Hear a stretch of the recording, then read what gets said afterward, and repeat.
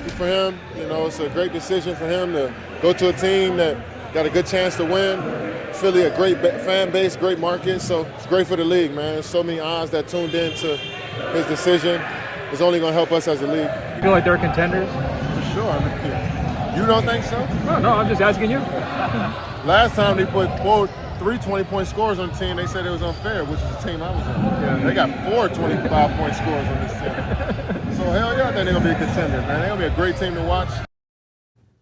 Our guy Ezekiel Telemaco joining us as always for Best Thing I Saw, and we had to come out to a sock because that was your thing. So absolutely, give the people what they want, my friend. I think that Kevin Durant is living in the past time. He keeps thinking about 2016. It was 10 years ago when it comes to joining Golden State in that 2017 offseason, and he compares 41-year-old LeBron, like you said, he's not going to make an impact. He's going to be a distraction to the 76ers. That's your opinion. That's not mine. That's not a distraction right there.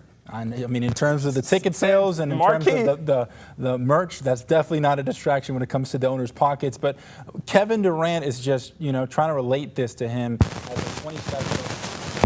as a 27, we got to get that checked out or something. As a 27-year-old in his prime in comparison to a 41-year-old LeBron James. So my question for you is, I think I asked this before, are the 76ers a contender? And how does KD look when it comes to comparing those two separate situations?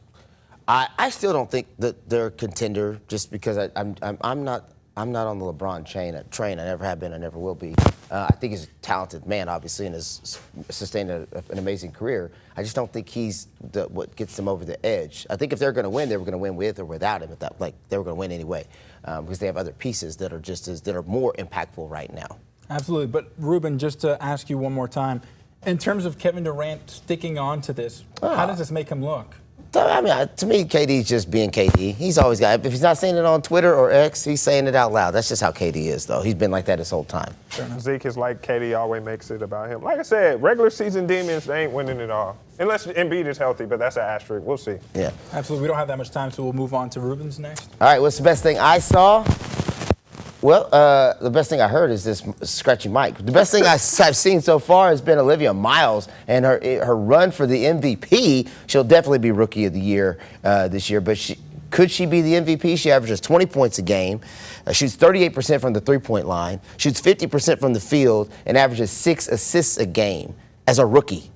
MVP? We have not seen a rookie who is a contender for an MVP since Maya Moore, who I think is my GOAT. That's my GOAT. Maybe I'm biased because I saw her play in person in Georgia, but they both play for the Lynx. So look at that. Absolutely. The Lynx got them another one.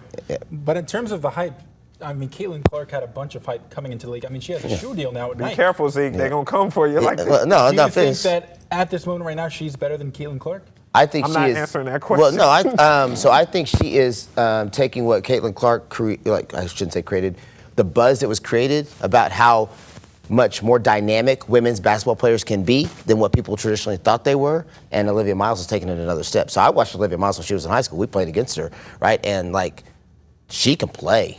She can straight up play. Not just score, she can dish. Caitlin Clark's a lot like that. But Olivia Miles is a lot more mild-mannered, a lot more, a little bit quieter about her business. So I just think it's good for the league to have more than one person that you can cheer for, right? If you more than one dynamic player that you can go watch, it makes the whole league better. Juju's on the way. Yeah, Juju's finna be better than all of them. Juju gonna be better than all of them. All right, let's go on to my next, my best thing. Of course, 3 weeks in a row, fellas, I gotta go with a movie. Have you watched a sporting event in the last 3 weeks? I do, but sometimes movies are just better. That's why they say box office is Spider-Man Brand New Day, Zeke. A certified classic, my guy. Classic, wow.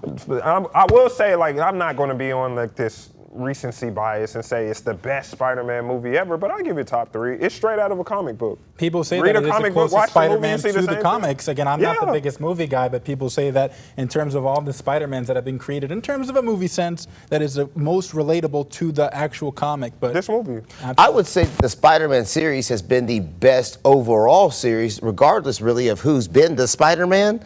Because they've been able to. You think Batman series have been no, I don't think so. The Dark Knight series hasn't been better. Amazing Spider-Man was just like a. Well, yeah, I'm saying overall. Overall, Toby Andrews. I'm talking, superheroes. He's talking about in general in terms of any series. Like if you put all the Spider-Man movies versus all the Batman movies. Yeah, as opposed to maybe movies. the Avengers. The Avengers is a good series, right? But the Supermans, the Batmans, all those Spider-Mans at least have been a series that almost every time. It's I'll give you that. Absolutely. Just really more because Into the Spider-Verse, like the Miles Morales thing.